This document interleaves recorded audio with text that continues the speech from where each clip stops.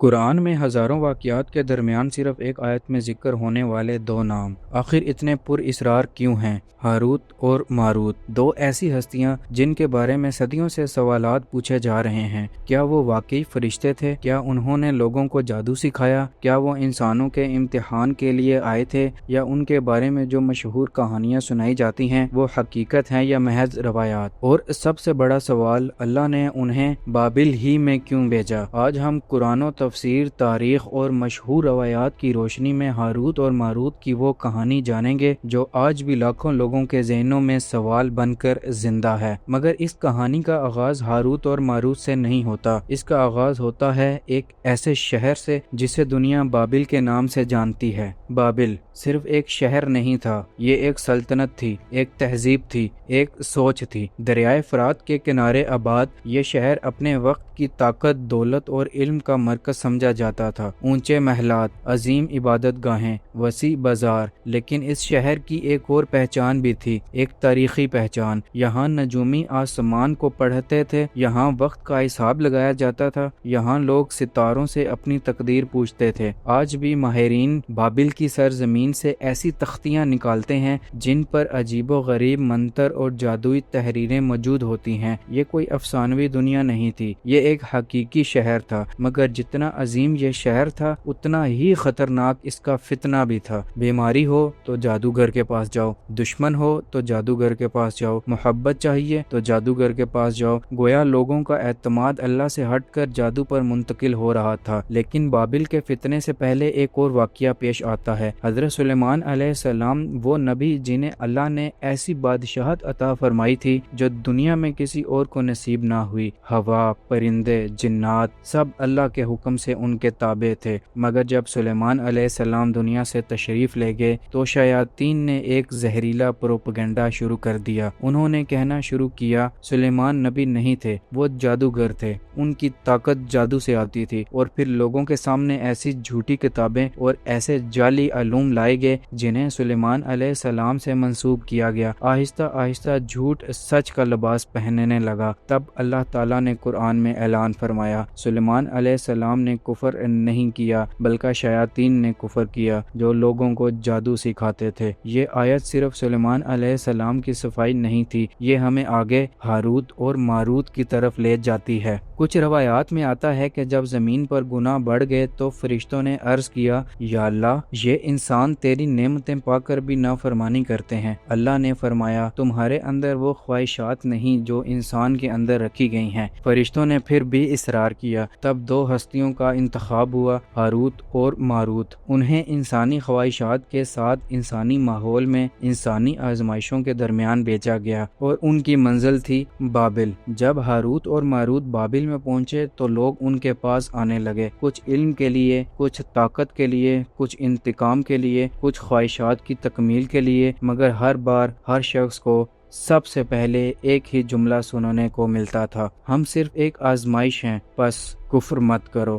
وہ چھپا نہیں رہے تھے، وہ دھوکہ نہیں دے رہے تھے، وہ پہلے ہی انجام بتا رہے تھے۔ تصور کیجئے، بابل کی ایک تاریخی گلی، رات کا وقت، ایک شخص خاموشی سے چلتا ہوا ان کے پاس پہنچتا ہے۔ وہ طاقت چاہتا ہے، وہ انتقام چاہتا ہے، اور جیسے ہی وہ قریب آتا ہے ایک آواز آتی ہے، ہم صرف آزمائش ہیں، کفر مت کرو۔ مگر وہ نہیں رکتا، کیونکہ اس کی خواہش اس کے ایمان سے بڑی ہو چکی تھی۔ تو آخر وہ کیا چیز تھی جس کے لیے لوگ اپنی آخرت تک قربان کرنے کو تیار تھے؟ قرآن نے ایک اہم اشارہ دیا، لوگ وہ علم سیکھتے تھے جس سے شوہر اور بیوی کے درمیان جدائی ڈالی جا سکتی تھی۔ گھر جو محبت سے آباد تھا، رشتہ جو اعتماد پر قائم تھا، آہستہ آہستہ ٹوٹنے لگتا۔ علماء لکھتے ہیں کہ لوگ اور بھی چیزیں جاننا چاہتے تھے، کوئی دشمن کو نقصان پہنچانا چاہتا تھا، کوئی دوسروں کو اپنے قابو میں کرنا چاہتا تھا، کوئی ایسی طاقت چاہتا تھا جو عام انسان کے پاس نہ ہو، اور ہر مرتبہ ہاروت اور ماروت ایک ہی جملہ دہراتے، بولے ہم صرف آزمائش ہیں، کفر مت کرو، لیکن شیطان ان کو ہمیشہ فائدہ دکھاتا تھا، نتیجہ نہیں۔ اور اب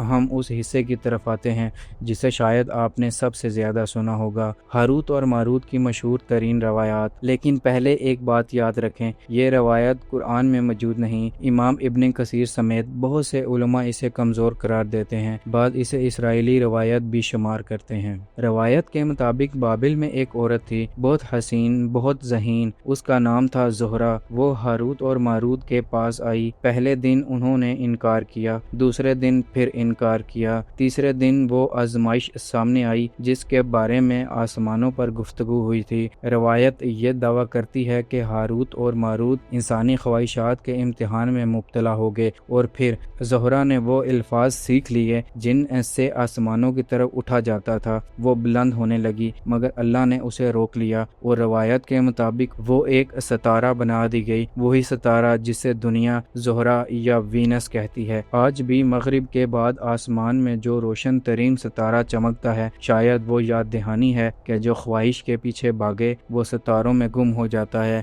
اور ہاروت اور ماروت کا کیا ہوا؟ روایات کے مطابق اللہ نے ان سے پوچھا، دنیا کی سزا چاہتے ہو یا آخرت کی؟ انہوں نے دنیا کی سزا کو منتخب کیا کیونکہ دنیا کی سزا عارضی تھی اور آخرت کی سزا ابدی۔ اور پھر بابل کی زمین میں ایک کنواں تھا۔ روایات کہتی ہیں ہاروت اور ماروت اس کنویں میں الٹے لٹکا دیے گئے زنجیروں میں قیامت تک کے لیے۔ سوچئے وہ خود سزا میں تھے، پھر بھی جو آتا اسے وہی جملہ سناتے، ہم صرف آزمائش ہیں، کفر مت کرو، مگر انسان وہ پھر بھی اندھیرے کی طرف چلا جاتا تھا۔ اور اب تمام روایات سے ہٹ کر براہ راست قرآن کی طرف، کیونکہ ایک مسلمان کے لیے سب سے بڑی سچائی قرآن ہی ہے۔ قرآن نے ہاروت اور ماروت کے بارے میں کیا بتایا؟ نہ زہرہ کا نام لیا، نہ گناہوں کی تفصیل بیان کی، نہ کنویں کا ذکر کیا۔ قرآن نے صرف ایک چیز پر زور دیا، امتحان، انتخاب اور انجام۔ قرآن میں آتا ہے انہیں خوب معلوم تھا کہ جو اس راستے کو اختیار کرے اس کا آخرت میں کوئی حصہ نہیں ہوگا، یعنی وہ جانتے تھے، سمجھتے تھے، پھر بھی انہوں نے انتخاب کیا۔ قیامت کے دن کوئی یہ نہیں کہہ سکے گا مجھے پتہ نہیں تھا، مجھے کسی نے روکا نہیں تھا، سب کچھ واضح تھا، سب کچھ سامنے تھا، مگر فیصلہ انسان کا اپنا تھا۔ کیا بابل ختم ہو گیا؟ شہر شاید ختم ہو گیا، مگر اس کی سوچ آج بھی زندہ ہے۔ آج بھی لوگ قرآن سے زیادہ عالموں پر یقین رکھتے ہیں۔ آج بھی لوگ کالے جادو کے خوف میں اپنی زندگیاں گزار دیتے ہیں۔ آج بھی لوگ تعویذوں، نقشوں اور جعلی روحانی کاروباروں میں اپنا مال اور ایمان دونوں ضائع کر دیتے ہیں۔ اور سب سے خطرناک بات، آج کا جادو ہمیشہ جادو کی شکل میں نہیں آتا، کبھی لالچ کی شکل میں آتا ہے، کبھی شہرت کی شکل میں، کبھی حرام راستوں سے کامیابی کی شکل میں، کبھی ایسا شارٹ کٹ جو بظاہر فائدہ ہوتا ہے مگر اندر سے انسان کو تباہ کر دیتا ہے۔ شیطان کا طریقہ آج بھی وہی ہے، وہ پہلے فائدہ دکھاتا ہے، انجام نہیں۔ فرق صرف اتنا ہے کہ آج بابل کی گلیاں نہیں ہیں، آج موبائل سکرینیں ہیں، آج سوشل میڈیا ہے۔ ذرا تصور کریں، بابل کی ایک تاریخی رات، ہوا آہستہ آہستہ چل رہی ہے اور آپ ہاروت اور ماروت کے سامنے کھڑے ہیں۔ انہوں نے آپ کو خبردار کر دیا، سچ بتا دیا، انجام بھی سامنے ہے۔ اب صرف ایک فیصلہ باقی ہے، روشنی یا اندھیرا، اللہ پر توکل یا شیطان کے دھوکے۔ ہاروت اور ماروت کی کہانی دو فرشتوں کی کہانی نہیں، یہ انسان کے دل کی کہانی ہے، یہ ایمان اور خواہش کے درمیان جنگ کی کہانی ہے۔ یہ اس لمحے کی کہانی ہے جب انسان کو سچ معلوم ہوتا ہے اور پھر اسے انتخاب کرنا پڑتا ہے۔ اب میں آپ سے ایک سوال پوچھتا ہوں، اگر آپ بابل میں ہوتے اور ہاروت اور ماروت کہتے ہم صرف آزمائش ہیں، بس کفر مت کرو، تو کیا آپ واپس پلٹ جاتے؟ اپنا جواب کمنٹ میں ضرور لکھیے۔ اگر یہ کہانی آپ کے دل تک پہنچی ہو تو ویڈیو کو لائک ضرور کریں اور اہل نجات چینل کو سبسکرائب ضرور کریں اور بیل آئیکن ضرور دبائیں، کیونکہ یہاں تاریخ صرف سنائی نہیں جاتی، محسوس کرائی جاتی ہے۔